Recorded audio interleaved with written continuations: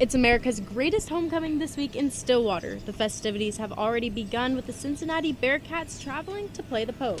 While soccer is still going strong, basketball and wrestling are about to light up GIA. Homecoming traditions and more coming up on the Poke Report.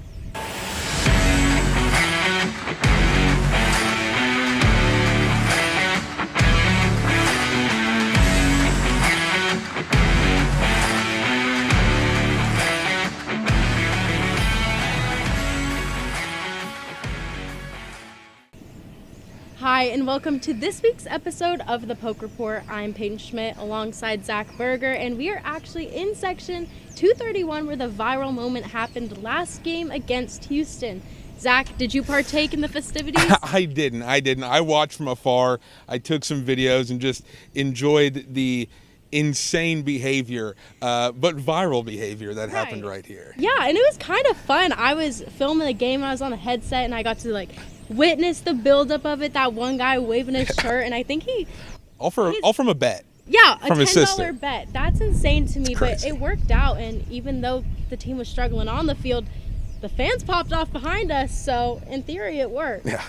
Let's send it down to Jeremy Hawker, who has more on that viral moment.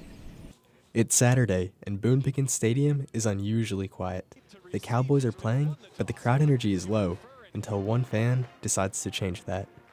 During the game, OSU fan Trent Eaton took on a $10 dare from his sister.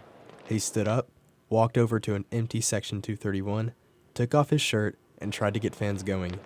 Within seconds, the crowd around him joined in, and section 231 came alive. I made a comment that there were 3 or 4 empty sections over there in the student section that were completely empty. So a couple seconds later, she said, "I'll give you $10 or I bet you $10 to go over there and take off your shirt and wave it."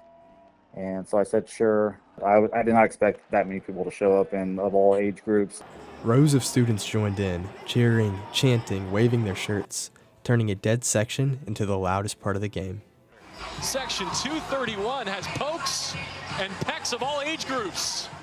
Oh, the atmosphere was crazy. We had our own chants going. We had flags.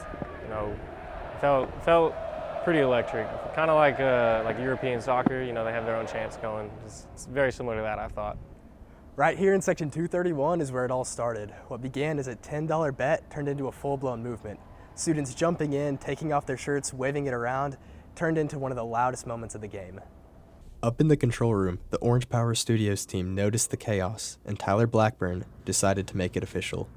It was a team effort. So our marketing guy, he kind of came over the headset and was like, "Oh, do you think it'd be cool? It'd be cool if we got a graphic for that." So we kind of ran with that, and then I just threw probably on there because I thought it was funny.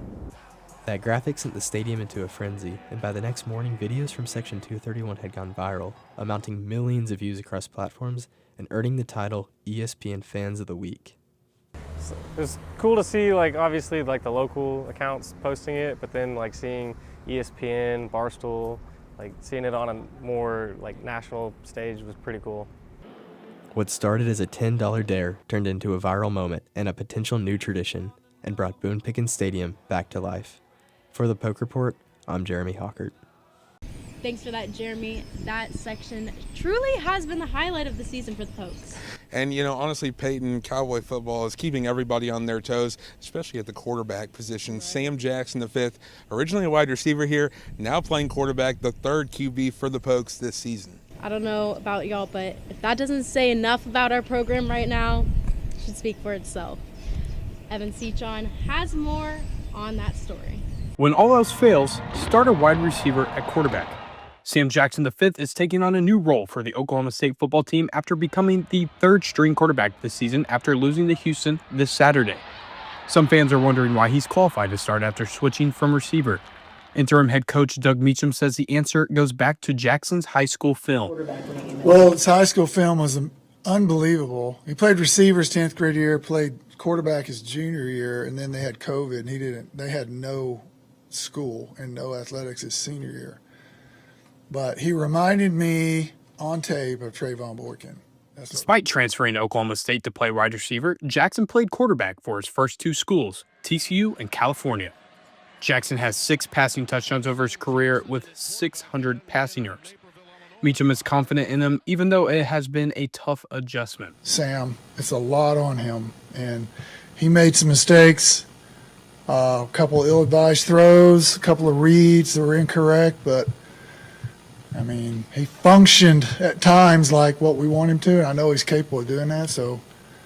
The Cowboys in Jackson are figuring out each and every way to win a football game, and this is a small part of the plan. The future of the quarterback spot remains uncertain, but Jackson's readiness to help his team win could steady the Cowboys' offense. For the Poke Report, I'm Evan Sheehan. Thanks for that, Evan. His story is truly unique. And now Jackson and the Cowboys are getting ready for another week of football, facing off against the Cincinnati Bearcats, and it's a special game. It's America's greatest homecoming. We're in the week. What's your favorite tradition, Peyton? I don't know. I think I just like the community aspect of homecoming, and it doesn't matter how good or how bad your football team's doing. Everybody just comes into Stillwater. You got the pumping, you've got the parade, you've got so many things that everybody can enjoy, and it's a great time. Yeah, How about yours, Zach? I love walk around. Walk around is the best, but we couldn't have walk around without pumping. And this Greek life, fraternity, sororities, grinding away, bringing those thousands of people into Stillwater. So we're going to send it to Fabi, who has more on the process of pomping. It's one of the biggest homecoming traditions at Oklahoma State. And if you ever walk Greek Row around this time of the year, you've seen the bright colors, tissue paper, and massive displays.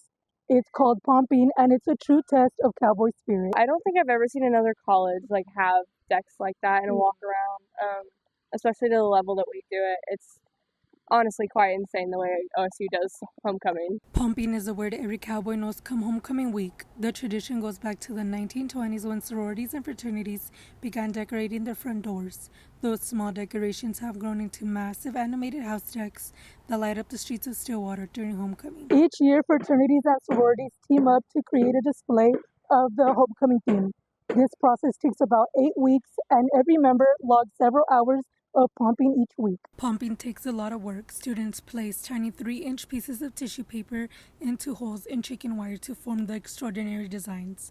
As the deadline approaches, students pull what's known as an all-night pump, working through Thursday night into Friday morning to finish in time. That's when over 60,000 people fill the streets of Greek Road to admire the hard work of students. For many, this process is exhausting and messy, but for others, it's worth it. It is a lot of work, but it is so much fun. It's honestly to me, it's something that brings us together because we're all in the basement together or gym, wherever you are. And it's just it's your moment to be together, hang out with each other, and you're doing something that's amazing. And then you're also being with the Stillwater community, which is really impactful. For the Poke Report, I'm Fabi Ruiz. Thanks for that, Fabi. A lot of time and dedication sure to go into those decks to make them that amazing. Absolutely. And speaking of time and dedication, the Big 12 is in full swing between fall sports and winter sports. So as always, let's send it down to Connor Fuchsa for our Big 12 breakdown. Welcome back into the Big 12 Roundup. I'm Connor Fuchsa, here to tell you everything you need to know about Big 12 football. Now, this past weekend, there were 7 different Big 12 games that took place, but the biggest one that I want to start off with was between BYU and Arizona, a game that was an overtime classic. The undefeated number 18 BYU Cougars headed into Tucson to take on the hot Arizona Wildcats team. But BYU was the one that was hot going in early in this game, going up 14-0 very early on. But that offense quickly went cold and Arizona caught fire. They scored 24 unanswered points to take the lead 24-14 at the start of the fourth quarter. The BYU team was able to score a quick touchdown, or was able to kick a field goal and then score a touchdown with less than a minute left with a Bear Bachmeier rushing touchdown to send this game to overtime. Now, after a pair of field goals in the first overtime, it was another Bear Bachmeier rushing touchdown in double overtime to give the Cougars the win after the defense got a stop against Arizona. So, a really good game back and forth. If you're BYU, you kind of wanted that statement win. You've had a pretty easy schedule coming into this game, so being able to see your quarterback get 3 total touchdowns and come up in 2 big moments at the end of the game, you're really happy if you're a Cougars fan. If you're Arizona, not the game you really want to see. There really wasn't much good to take away from this game if you're a Wildcats fan. You competed with BYU. You controlled this game for over 30 minutes of play, but you couldn't start the game well, couldn't finish the game well, and you leave your home stadium with a loss.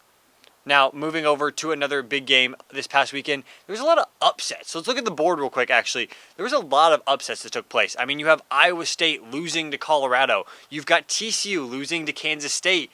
You've even got the ranked Arizona State losing to Utah. However, that one wasn't much of an upset. But we're going to start with that Kansas State-TCU game. For Kansas State, they're finally looking like the team that we all thought they were preseason, putting up 41 points led behind Avery Johnson's 198 yards and 3 touchdowns. That's the performance you want to see out of your quarterback. But honestly, it wasn't the offense that won them this game. This offense played amazing. It was the defense. Defense forced 3 turnovers against a really good TCU offense. 2 of those by Desmond Purnell. As you can see on the screen right now, 2 interceptions. 1 of those was a pick six, and he had a sack. There was another turnover forced by the Wildcats defense, and it was enough to give them a big win over a TCU team that had looked dominant early on in this Big 12 slate. Now moving over to the other big upset I just mentioned, the Colorado-Iowa State game. I mean, for that one, it really wasn't pretty for Iowa State, for Colorado. I mean, they finally got the win that they needed to. It wasn't flashy. They only scored 24. Their defense stepped up, holding Iowa State 17. But it doesn't matter if it was flashy, if it was pretty. You got your quarterback, Caden Salter, finally stepping up. He got benched earlier in the season because he wasn't playing well. But now you see in this game, he finally steps up, 255 passing yards, 2 touchdowns. He added another 50-plus rushing yards on the ground. So great game for Salter. For Iowa State, you lose 2 straight, and now you're questioning where this team is at. They were just ranked top 15 in the AP poll 2 weeks ago. Now they're going to go to unranked, and it doesn't look at the current trajectory they're going. They're going to get back with that number next to their name anytime soon. So definitely going to need to see some more out of Iowa State if they even want a chance to be playing for anything meaningful come December. But yeah, also I mentioned that Arizona State versus Utah game. Upset is a loose term. Utah was favored in this game at home, and that's largely in part due to the fact that Sam Leavitt did not play. The star quarterback for Arizona State was out with an injury. Apparently he suffered an injury back in that Baylor game, played through it in the TCU game, but couldn't play and couldn't go against Utah, and I mean, it led to a monster loss for the Sun Devils. Now overall, we go back to the scoreboard one more time. The dominant teams did what they're supposed to do. Texas Tech, once again, looking unstoppable. They're now top 10 in the AP poll, winning by 25 against a good Kansas team. Houston handles business against Oklahoma State, and Cincinnati, not pretty, but gets the job done versus UCF. So that's all we've got for the Big 12 Roundup this week. We'll see y'all again next week. Thanks for that, Connor. Big 12 is competitive as always. This is true, and Cowgirl Soccer is still looking for their first win in conference play. We'll have that and more coming up after the break. I want to show you something. This is the money we could save by switching from fresh packed California crushed tomatoes to concentrated tomato paste. I want to show you something too. I got a new door. Go take a look at it.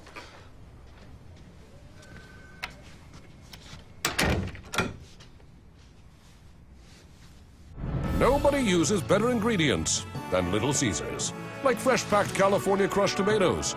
Pick up a large, deep dish for just $8. Pizza. Introducing Lincoln Black Label at Diffie Ford Lincoln. Designed to impress those with impeccable taste, Lincoln Black Label features a collection of interior themes and a host of exclusive membership privileges, inspired by attention to detail and a love of automobiles. With Lincoln Black Label, you'll enjoy an extended premium maintenance plan that covers wear items or even remote vehicle delivery. Lincoln Black Label isn't about luxury ownership, it's about membership. Lincoln Black Label, exclusively at Diffie. Welcome back into the Poke Report, and thanks for sticking with us. Cowgirl Soccer has started 0-5-1 in conference play. Not the ideal start that they were looking for. And truthfully, it didn't get much better on Thursday as the Cowgirls dropped another one to Kansas State. Our very own Emma Woods has the recap of that match. Cowgirl Soccer is in the middle of conference play, with this week taking on Kansas State and UCF here in Stillwater. Last Friday, the Cowgirls would fall to K-State with a final score of 2-1. The Cowgirls are now 0-5-1 in Big 12 play. This was the 8th matchup between the Cowgirls and the Wildcats, and the Pokes are leading the series 7-1. OSU would start out the match strong with Sonora DeFini scoring in the 4th minute and keeping the lead till the middle of the second half. Logan Marks had 7 saves throughout the match, 4 of those in the first half. Cowgirl head coach Colin Carmichael says what happened in the second half. Well, I thought we started the game really well. Got the early goal, first 10 minutes, we seemed to have a lot of energy, and we lost our way. Second half, I thought it was kind of back and forth. Their first goal changed everything. They just got such a boost out of that, and our kids sort of let down. So the Wildcats would then tie up the match in the 65th minute with their first goal by Hannah Palmer off of a penalty kick after a Cowgirl handball in the box. Palmer then took the lead with another goal in the 72nd minute. Carmichael says how the team can improve. I mean, Grace Yoakum said it's got to mean more. You've just got to roll your sleeves up. You got to be willing to run harder. You got to be willing to throw your body on the line a little bit more. I felt like we did that in moments, but probably not enough consistently throughout the game. The Cowgirls are set to take on UCF at the end of this week, still searching for their first Big 12 win this season. The Pokes are 2-2 against the Knights, who are 2-1-2 in conference this season. For the Poke Report, I'm Emma Woods. Thanks for that, Emma. Winter sports and GIA are just around the corner. David Taylor and company looking to compete for a national title in just year 2 as the head coach. Yeah, and 16 teams will compete in the NCAA Duels Tournament. Just the first time since 2017. Our very own Chase Davis breaks down the schedule for those national duels. As wrestling season approaches, Oklahoma State looks to build off of last season, where the Cowboys finished in an impressive 3rd place. It was announced last Tuesday that the 4-seeded Cowboys would face Cornell in the opening round, a team they haven't shared the mat with in almost a decade. Cowboy wrestling head coach David Taylor looks to start the season hot going into the national duels. I just think the national duels is a really exciting concept. You have a limited amount of dates in the year to get a lot of really good competition in, and we can take 16 of the best teams in the country in over 2 days. I mean, what a great fan experience that is. Of the 16 teams making the trip to Tulsa, OSU is set to duel 7 of them, with Cornell not being one. Notable teams vying for the $200,000 prize include Northern Iowa, Nebraska, Ohio State, and longtime rival Iowa. Despite losing a heartbreaker in Iowa City last year, the Cowboys welcomed the opportunity to face top-level competition early on in the year. I'm pumped. I mean, it's a good opportunity to get your hands on somebody new, because our room is, there's nowhere to hide in our room. So it's like, you're just excited to go get your hands on that kind of competition early and see where you're at. OSU will bring a fresh lineup to the national duels after losing 7 starters to graduation, including national champions Wyatt Hendrickson and Dean Hamady Jr.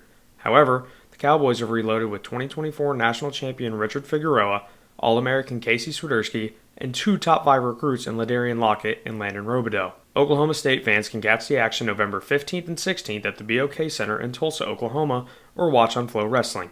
For the Poke Report, I'm Chase Davis.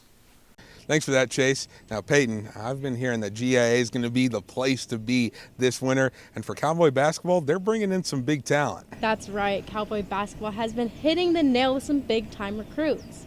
Our Big 12 analysis for basketball, Boston, has more on the latest edition. Oklahoma State has just landed a huge new recruit in Latrell Almond. Almond is a 4-star forward out of Richmond, Virginia, and is the number 36 player in the 26 class, according to ESPN, making him the highest-rated player to commit to OSU since Cade Cunningham in 2019. In his junior season, Almond averaged 21.8 points, 7.8 rebounds, and a near combined 4 steals and blocks per game, showing that he has the ability to be a two-way threat when he arrives on campus next year. Almond chose Oklahoma State over schools like Indiana, Maryland, Virginia, and Tennessee. Steve Lutz is off to a great start with this 26 recruiting class and is shaping up to be one of the best that OSU has ever had. Thanks for that, Boston. Now, Zach, basketball season is coming up around the corner, but Cowgirl softball's fall ball season is coming to an end. Oh yeah, and that fall ball slate for the Cowgirls, it's so good for their repetition and practice for the spring season. That's right, Zach, and we're going to bring in Boston yet again about their fall ball season and how that will launch them into a successful season. Oklahoma State softball is nearing the end of its fall ball season. The Cowgirls have played 5 games so far this fall and have a record of 3-2. Following the first season since 2018 where the Cowgirls did not make the Women's College World Series, as well as losing many players to both graduation and the transfer portal, the Cowgirls look to get back on track to being one of the best teams in the country. The culture and everything they're about, I just really wanted to be a part of, and I think they have a really good chance of going to a World Series, which has always been one of my dreams. So. With 12 out of the 23 players on this Cowgirls roster being new to the program and 8 of those 12 new players being true freshmen, they all have to learn and adapt to this Cowgirls system, as well as build chemistry with everyone to make a great environment worth playing for. I think the team chemistry right now is really good. It's taken some work off the field to just kind of intentionally spend our time together and just do fun things together outside of softball, as well as at softball here. But the team is awesome. Everyone loves each other. It's super fun to compete with one another, so it's been a really good time. And with just one game left in this fall ball season, the spring is right around the corner. Oklahoma State has a history of competing at the highest level and never shying away from good competition. And even though this roster is very young, Coach Gajewski doesn't think that will be an issue at all. Oh, it's a strength. I love young kids running around here. They seem to just be floating around here, acting like they're 8 years old, hopefully playing like they're playing in the playground, you know what I mean? They don't really know what's at stake yet, and obviously they're very talented, that's why they're here. The Cowgirls have done well so far this fall. In 10 innings of situational play, Arkansas was only able to defeat the Cowgirls by 2, and the Cowgirls have taken back-to-back shutout wins with a difference of at least 9 in their last 2 games. If they can continue to improve as individuals and as a team, the Women's College World Series is a very achievable goal come springtime. The final fall ball game will be on Wednesday, October 22nd at 6:30 p.m. at Cowgirl Stadium. Thanks for that, Boston. Cowgirl softball is already looking like they're in their mid-season form right now. Absolutely. We are going to take a break, but we still have to talk about some fall sports that are still in play and our favorite segment, the Pick'em segment. My favorite segment. I want to show you something. This is the money we could save by switching from fresh packed California crushed tomatoes to concentrated tomato paste. I want to show you something too. I got a new door. Go take a look at it.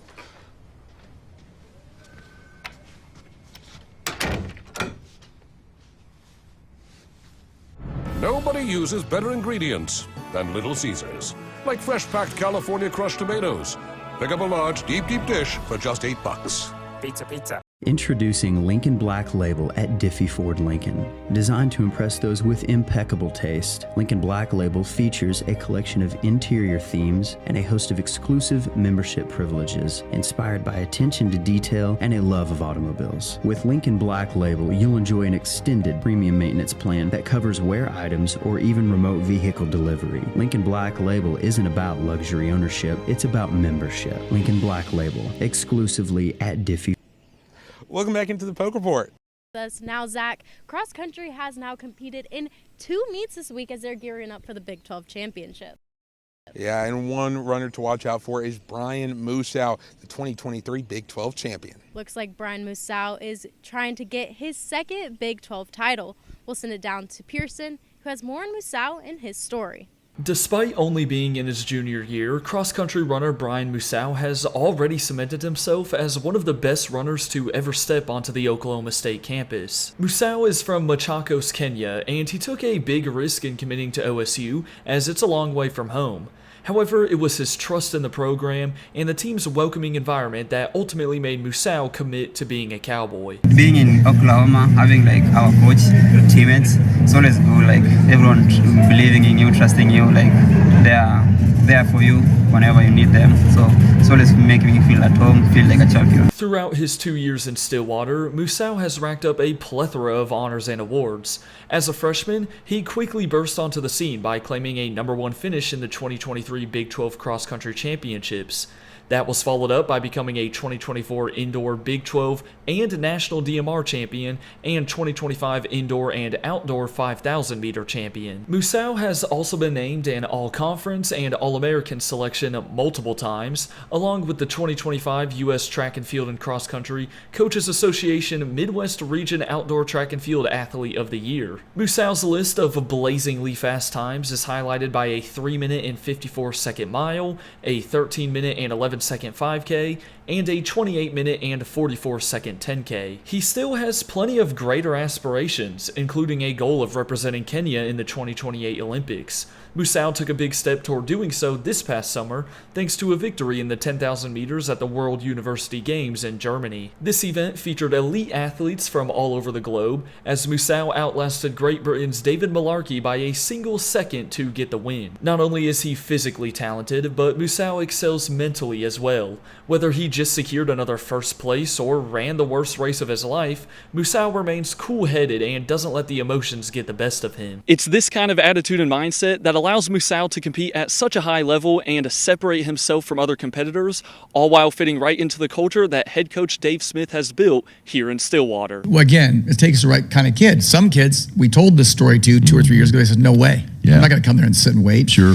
But the ones we said, this is a benefit. You get to come in and we get to take our time and develop you in a way that makes sense for your long-term careers and beyond OSU, what you're going to do as a professional athlete. Right. If we can do it right, you're going to have a long career. On top of all that, Musau possesses a strong competitiveness that lights the fire behind his stellar performances. When he has his mind set on something, he'll go after it, no matter how much pain and struggle must be endured. This results in Musau gaining the upper hand on his opponents before the competition even begins. When I was coming here in the nationals, I knew like sometimes you can win people just mentally, because when they see you, they saw me in the start list, they started they knew like this indoor champion. So that's whenever they started thinking like that, they knew like I'm starting defeating them. Although Musau hasn't competed in the 2025 cross-country season yet, he plans to lead the pack and be one of the front runners on the men's side throughout the postseason, as the Pokes aim to add another championship trophy to their already crowded shelves. One thing is for sure, Musau is not done adding to his growing list of accolades, and he will leave a lasting impact on the OSU running program. For the Poke Report, I'm Pearson Gillum. Thanks for that, Pearson. Now, Zach, it is my favorite time of the show, the Pick'em segment. And honestly, I'm lost with our scores. I don't know if I'm up a game, if we're tied. Either way, I don't like how close it is. It's close. Yeah, I don't like We're fighting. that. All right, but let's get into this week's and see if we can maybe switch it up this week. First one, Ole Miss at Georgia, top 10 matchup. I'm going to go Ole Miss. It's on the road. Georgia's been really good, don't get me wrong, but I like what Ole Miss is doing. I like the Rebels, hotty toddy. Okay, I'm going to go the Dogs then. Okay. Because I feel like we got to get some wiggle room going. I don't know, Georgia's just been playing lights out. Ole Miss, I don't know, I keep seeing things about Lane Kiffin and like the TikTok and his daughter's boyfriend. Anyways, I'm going to go Georgia. Okay, let's keep it in the SEC. Let's go Tennessee at Alabama, another huge matchup. What do you got for this one? I got Bama. Yeah? I've never really liked Tennessee. Bama's kind of on their roll. I don't know. That's fair. I think I'd be more worried about Bama if Mizzou put up a better fight last week against them. I'm going to agree with you at home. I'm also going to go Alabama for this one. But now let's move it to some Big 12 action. It is the Holy War, Utah at BYU. I know you got some opinions about BYU. What do you got for this Holy War this year? You know, I got BYU taking this one. Their home game environment is lights out. I loved it when we traveled there last year. I got BYU. Listen, BYU undefeated. Utah looked really good last week, though, against Arizona State. I want to lean with you, but we got to switch up this standings. I don't care if it hurts me. I'll go Utah on the road, giving BYU their first loss. Okay. Next up, USC at Notre Dame. We've seen this rivalry play out so many times. I am going to go USC on the road. I think the Trojans are rolling. They've gotten back on their horse. So I'm going to go USC. Okay, I'm going to go Notre Dame. I love Leonard Moore and their defense, and I don't know. I got to fight an Irishman in this one. Okay. Hope it works in my favor, too. Yeah. Let's wrap it up with two Big 12 games. Texas Tech at Arizona State. This is pretty easy for me. Arizona State looked rough last week, dealing with some injuries. I know they're at home, but man, Texas Tech looks unstoppable, cruising through the Big 12. Right, they're also undefeated. I'm also going the Red Raiders, and I just so happen to know one of their quarterbacks. Oh, okay. Then let's wrap it up. This game right here, homecoming. Oklahoma State hosting Cincinnati. Does OSU's luck change at all this week? You know, I would like to bet on Oklahoma State, given that it is homecoming, and I expect the fans, or the crowd rather, to be somewhat packed. I mean, you've got the Greek life that is obligated. They have to be here to hear about where they place in all their homecoming festivities. So the stadium will be packed, but I just think Cincinnati's too good of a team for our team right now, and I don't know. I got the Cincinnati Bearcats. Yeah, you know, I like to take risks, but I feel like I've already done it enough with some games this week. Cincinnati, they're on a roll, so I'm going to go with Cincinnati too. Hopefully more of a fight from OSU this week, but I just don't see it happening. And that's one game that I'd be fine losing to if Oklahoma State pulls out the win. Yeah, that's fair. That's fair. Well, that's all we got for this week's episode, Homecoming Edition. Yes. It's a good time. Always fun, and we'll have even more stories on our homecoming in next week's episode. So stay tuned for that. Go Pokes. Go Pokes.